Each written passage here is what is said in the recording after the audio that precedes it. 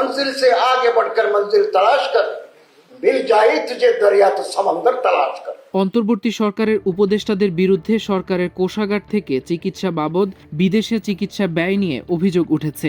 এই তালিকার প্রথম স্থানে আছেন অন্তর্বর্তী সরকারের ধর্ম বিষয়ক উপদেষ্টা ডক্টর আফম খালিদ হোসেন এবং দ্বিতীয় অবস্থানে রয়েছেন সাবেক অর্থ উপদেষ্টা ডক্টর সালাউদ্দিন আহমেদ। যদিও এই ঘটনা প্রকাশ্যে আসার পর নিজের চিকিৎসা ব্যয় নিয়ে বিস্তারিত ব্যাখ্যা দিয়েছেন ডক্টর আফম খালিদ হোসেন। তিনি দাবি করেছেন, আইন ও সরকারি বিধি অনুসরণ করেই প্রতিটি টাকা ব্যয় করা হয়েছে। বিদেশে চিকিৎসা বাবদ সরকারি কোষাগার থেকে ৮১,৯১,৪৮৮ টাকা গ্রহণ করেছেন অন্তর্বর্তী সরকারের সাবেক ধর্ম বিষয়ক উপদেষ্টা ডক্টর আফম খালিদ হোসেন। প্রকাশিত তথ্য অনুযায়ী উপদেষ্টাদের মধ্যে এটি সর্বোচ্চ চিকিৎসা ব্যয়। দ্বিতীয় সর্বোচ্চ ৭৯,৩৮,২২৯ টাকা নিয়েছেন সাবেক অর্থ উপদেষ্টা ডক্টর সালাউদ্দিন আহমেদ। সরকারি বিধি অনুযায়ী মন্ত্রী ও উপদেষ্টাদের চিকিৎসা ব্যয় তদারকি করে মন্ত্রী পরিষদ বিভাগ। বিদেশে চিকিৎসার শেষে সংশ্লিষ্টরা বিল, ভাউচার ও প্রয়োজনীয় কাগজপত্র জমা দিলে যাচাই বাছাই শেষে সেই অর্থ সরকারি নিয়মে পরিশোধ করা হয়। আর দেশের সরকারি বা স্বায়ত্তশাসিত হাসপাতালে চিকিৎসা নিলে সাধারণত তাদের কাছ থেকে চিকিৎসা ব্যয় নেওয়া হয় না। এদিকে নিজের চিকিৎসা ব্যয় নিয়ে প্রকাশিত সংবাদকে উদ্দেশ্য প্রণোদিত ফ্রেমিং বলে দাবি করেছেন সাবেক ধর্ম বিষয়ক উপদেষ্টা ডক্টর আফম খালিদ হোসেন।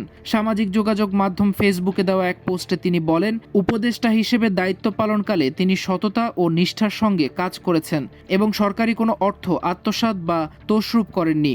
আইন অনুযায়ী যা প্রাপ্য কেবল সেটুকুই গ্রহণ করেছেন বলে দাবি করেন তিনি। ডক্টর খালিদ হোসেন জানান, তিনি দীর্ঘদিন ধরে জটিল হৃদরোগ, উচ্চ রক্তচাপ ও ডায়াবেটিসে ভুগছেন। দায়িত্ব পালনকালে তার হৃদস্পন্দনের জটিলতা ধরা পড়ে।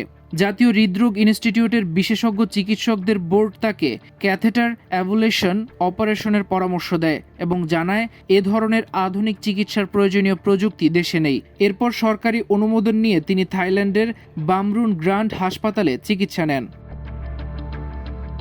তার ভাষ্য অনুযায়ী প্রথম ধাপে পরীক্ষা নিরীক্ষা ও চিকিৎসায় প্রায় ১৭ লাখ টাকা ব্যয় হয়। পরে অপারেশনের জন্য আবার থাইল্যান্ডে গিয়ে প্রায় ৬৫ লাখ টাকা হাসপাতাল বিল পরিশোধ করেন। তিনি দাবি করেন প্রতিটি ব্যয়ের রসিদ, ভাউচার ও নথি যথাযথভাবে মন্ত্রিপরিষদ বিভাগে জমা দেওয়া হয়েছে।